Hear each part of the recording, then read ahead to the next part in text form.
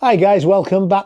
I'm just setting out the frame for this vanity unit, and this is what I've kind of come up with. So just for dimensional sake, sink at the top, obviously floor at the bottom, and then from the floor up there's around about 130mm to this mid shelf. I guess it's where you keep your towels, and then another 150mm from there to the bottom of the unit, and then I've got my overall height, which in my case is 850mm. So that's my leg set out, and then we've got the rails that go in. These are the rails, but just demonstrate with this. I've got a rail that goes in there and a rail that goes in there, which makes up the front frame. When you see the marketing brochures of these vanity units, they never take account of any waste pipes or hot cold water pipes. Mine all exit from the side, which means it's going to cut off the leg. So I'm trying to work that out. Luckily it's all going to be sat under there.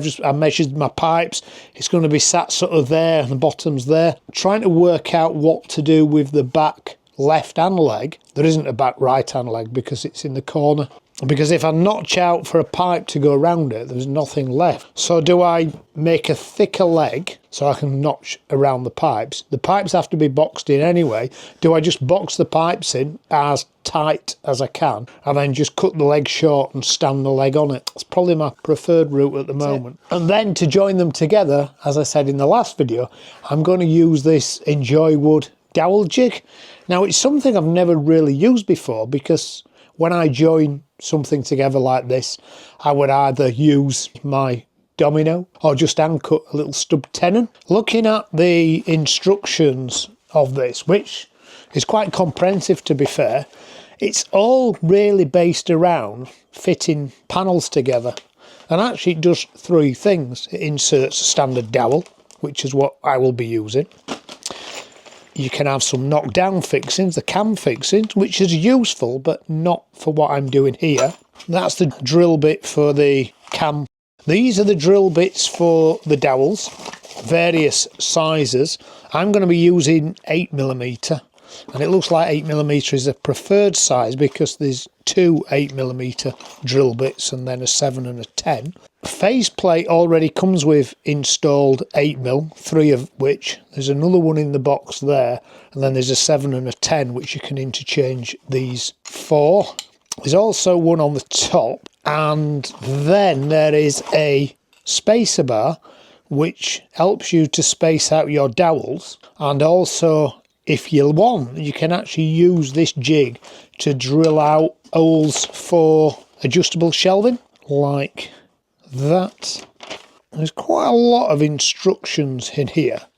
So when you first open this box, it looks quite daunting, and to be fair, I've had it sat on a shelf in the garage for a few weeks now, and I keep opening it and looking at it and then thinking, oh, I'll suss it out later. It's a little bit like the U-bend on the back of the toilet. It just takes a little bit of getting your head around it. Faceplate here just has a set of holes which are set parallel to the edge in incremental sizes.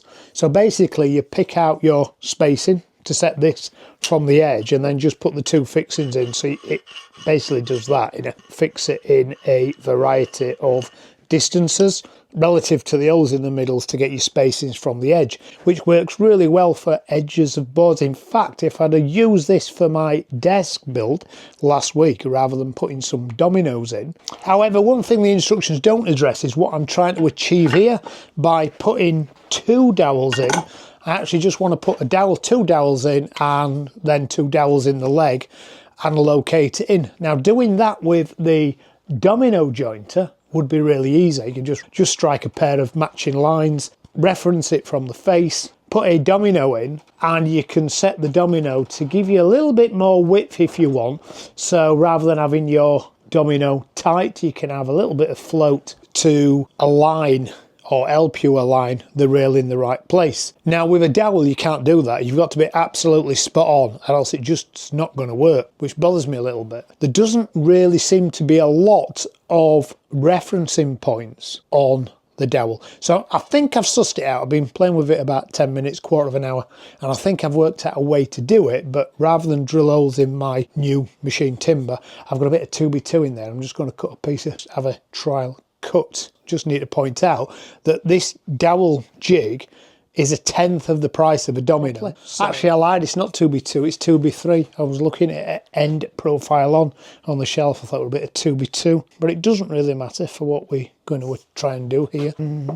So if I want to join that T-joint there, let's put a centre line on there.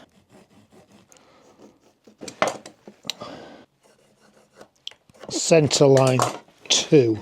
Okay, so I need to join them together. So that centre line is important. I need to reference this jig from that face using the centre line. So if I want my dowels to be, say, there, I'll then align that. All these screw out, by the way. So if I want my centred dowel there, my all options are, that's my furthest point in, which offsets it at 22 millimeters. These are set at half a millimeter increments, so 28, 28 and a half, 26, 26 and a half. Closest offset is 22 millimeters. Now, the only way I can find to center on a center line are these little prongs that are in there.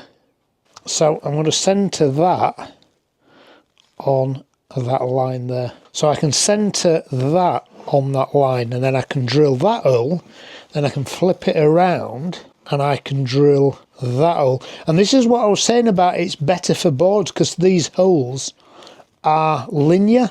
It'd be quite good if these were interchangeable, so you could have these sort of there and there, and then you could centre it on one line and drill a pair of holes, and then flip it around on here and drill a pair of holes. So I can clamp that on. It does come with a clamp. I haven't got the clamp out of the bag yet. Just wondering the best way to clamp it. So the clamp that this comes with is one of these things, and I'm not sure for what I'm trying to achieve here it's going to help me. On a board 18mm probably will. So let's do it another way then. This is a bit faffy. This is just what I mean about getting your head round it, really, how it works. There is some depth stops for this. I do actually give you some spare grub screws as well.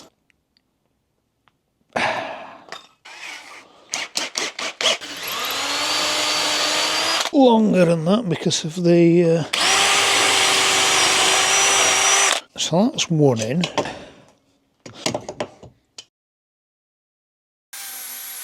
So that's a pair of holes in the rail, in my leg, in my case. So let's see if I can replicate that now in the other part. So I'd have to clamp that.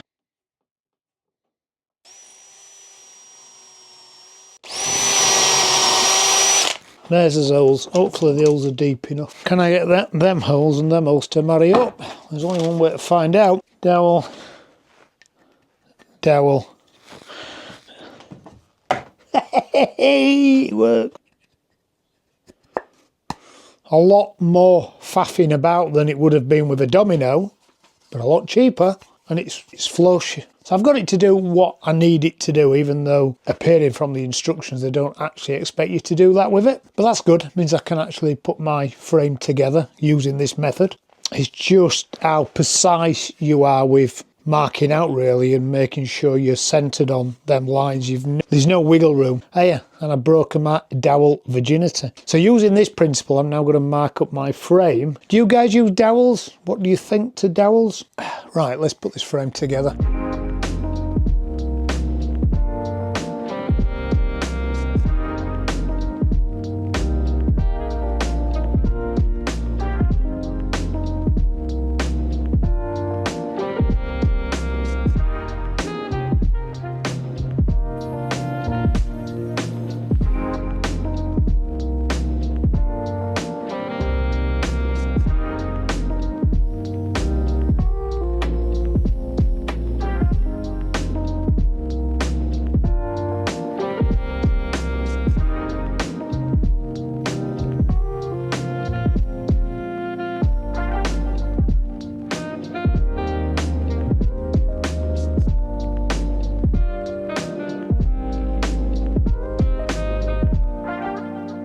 Well, so far so good. Got the top rail and the two legs together. The dimensions are right. It fits together right. The joints are nice, so that's good. I now need to do the bottom rail or the intermediate rail, which is rotated. And the reason it's rotated, maybe I've not explained this, the reason it's rotated is the doors close into the frame and against that bottom rail, so it's set back. That's another rotation of the jig, so I'm just gonna have to work that one out, but it's going well. It's taking a lot of concentration though to get this right, much more than I would have to normally give it. Every now and again people ask what kind of music I listen to, and usually I listen to something sort of medium heavy, a bit of Placebo, a bit of Led Zepp, but today I found a playlist on YouTube. It's chill out jazz house, and actually it's just working well with what I'm trying to achieve. If I remember, I'll put a link in the description of the video so you can have a listen to it. I'm quite enjoying it actually. Right, let's get that bottom rail in and then I can do the left hand side frame. The reason I'm spacing the dowels out in that way, sort of two side by side across the width rather than vertically, is that I've not so much in the front frame but in the rear frame I need to put a groove in for a panel to sit in.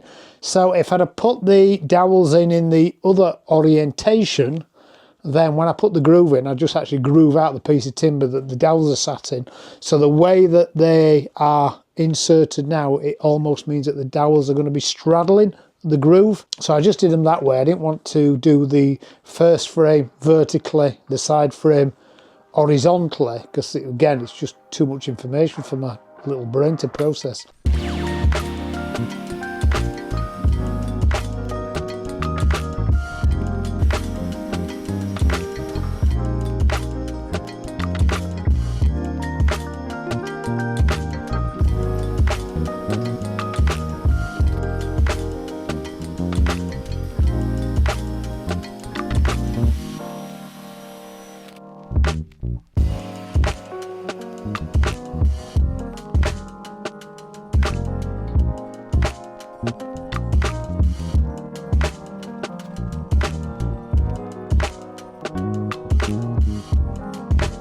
Okay, so that's the side frame done.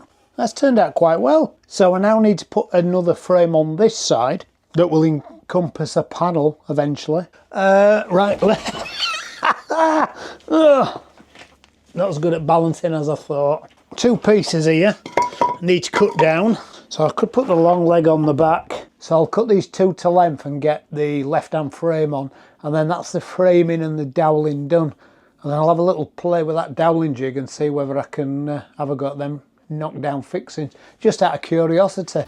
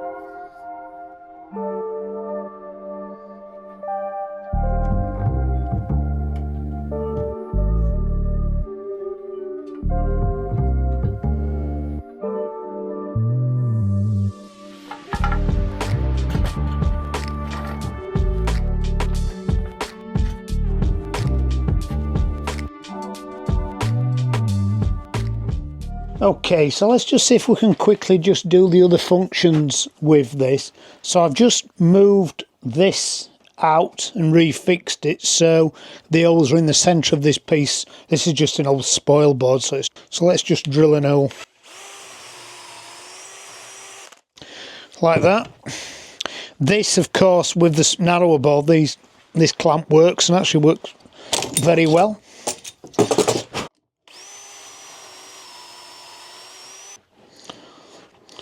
Put that in there.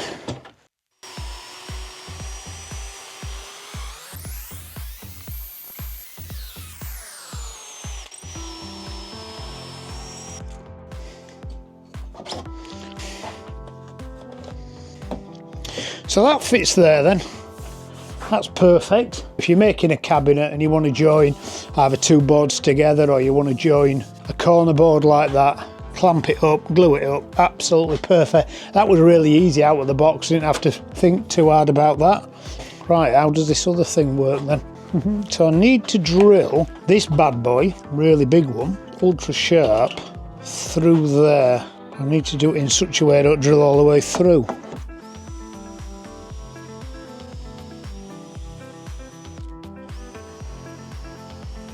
Like that.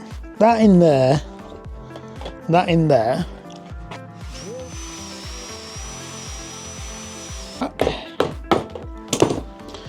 Put this there. Put that back in the bench. Put that in there.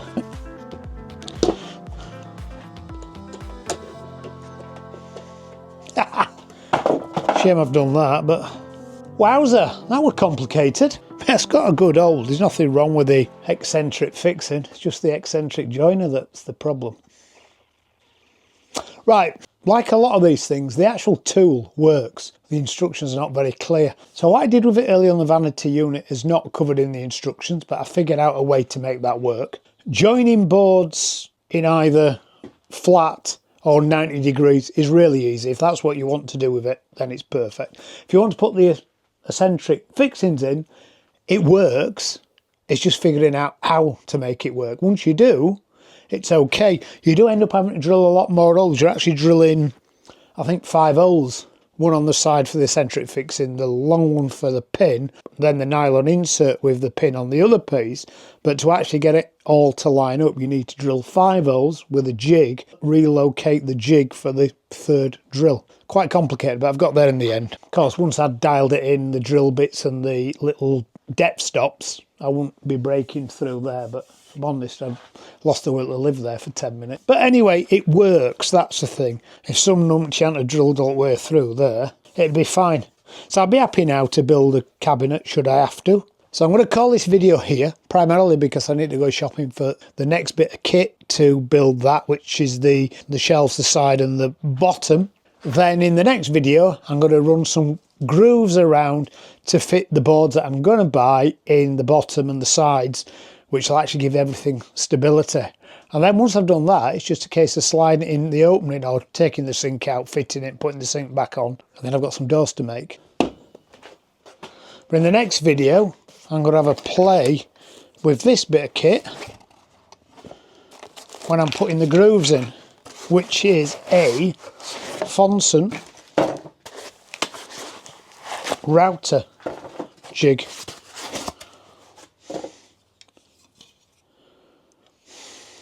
But I think this will work well to put the grooves in that I need. I could do them on the router table, but I'm going to have a go with this. Thank you to Banggood for sending me these things. The links for all these tools will be in the description, and I shall catch you on the next one. See you later, guys. Bye.